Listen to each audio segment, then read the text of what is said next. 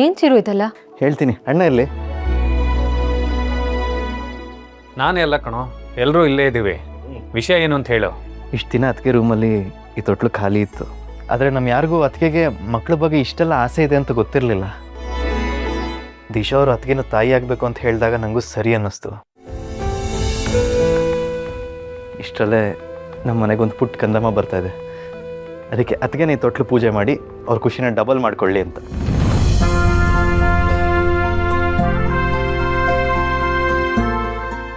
Actually ಈ idea ಕೊಟ್ಟಿದ್ದೆ ದಿಶಾ. ಪರವಾಗಿಲ್ಲ ಕಣೋಚಿರು, ಇಷ್ಟು ದಿವಸ ಹೆಂಡತಿ ಮೇಲೆ ಕೆಂಡ ಕಾರ್ತಿದ್ದೋನು ಈಗ ಅವ್ಳು ಮಾತೆಲ್ಲ ಕೇಳ್ತಿದ್ಯಾ. Very good improvement. ಒಳ್ಳೇದನ್ನು ಯಾರು ಹೇಳಿದ್ರು ಕೇಳಲೇಬೇಕಲ್ಲ ಚಿಕ್ಕಪ್ಪ. ಒಳ್ಳೇದನ್ನು ಕೇಳೋದ್ರಲ್ಲೇನು ತಪ್ಪಿಲ್ವಲ್ಲ. ಆ್ಯಕ್ಚುಲಿ ಈ ಥಿಯರಿ ಅಣ್ಣಂದು. ಸರಿ ಸರಿ, ಸರಿಯಾಗಿ ಹೇಳಿದೆ ಕಣಗಳು. ಯಾಕೆ ಸೌಂದರ್ಯ, ಏನಾಯ್ತು? ಚಿರಾಗ್ ಹೇಳ್ತಿರೋದು ಕರೆಕ್ಟೇ ಅಲ್ವಾ? ನಿಮ್ಗೆ ಹುಟ್ಟೋ ಮಗು ಹೆಲ್ತಿಯಾಗಿ ಬೆಳೆದು ಈ ಪ್ರಪಂಚಕ್ಕೆ ಬಂದು ನಿಮ್ಮ ಮಡ್ಲು ತುಂಬೋ ಥರ ಈ ತೊಟ್ಲೂ ತುಂಬಲಿ ಅಂತ ಮನ್ಸಾರೆ ಹರಿಸ್ಕೊಂಡು ನಿಮ್ಮ ಕೈಯಾರೆ ಪೂಜೆ ಮಾಡಲಿ. ಆಗಲಿ ಈ ಮನೆಗೆ ಸರ್ವಮಂಗಳ ಅಲ್ವಾ?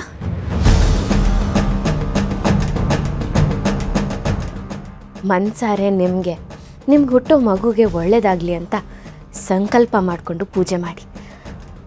ಈ ಮನೆಗೆ ನಿಮ್ಮಿಂದಲೇ ಮೊದಲನೇ ವಂಶೋದ್ಧಾರಕ ಬರಬೇಕು ಅಂತ ನಮ್ಮೆಲ್ಲರೂ ಆಸೆ, ಮಾವನ ಕನಸು ಕೂಡ. ಸೌಂದರ್ಯ, ಹೋಗಮ್ಮ, ಪೂಜೆ ಶುರು ಮಾಡಿ ಹೋಗು.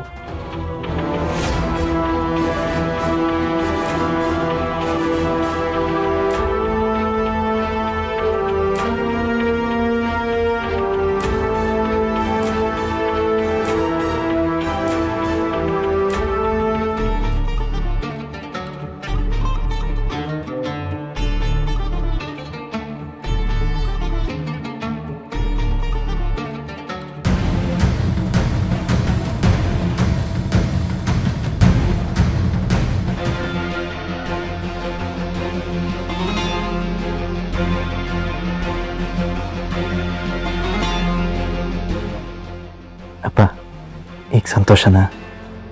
ಮನೆಗೆ ಕಂದಮ್ಮ ಬರ್ತಾ ಇದೆ.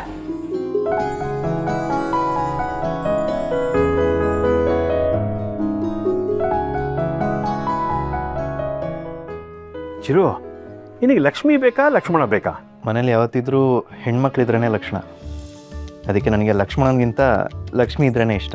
ಒಳ್ಳೆ ಮಾತು ಹೇಳಿದೆ ಬಿಡು. ಹಾಗಿದ್ರೆ ನಿನ್ನ ಪ್ರಕಾರ ಮನೆಗೆ ಲಕ್ಷ್ಮಿನೇ ಬರಲಿ ಬಿಡು. ನಿಂಗಪ್ಪ ಗುರು?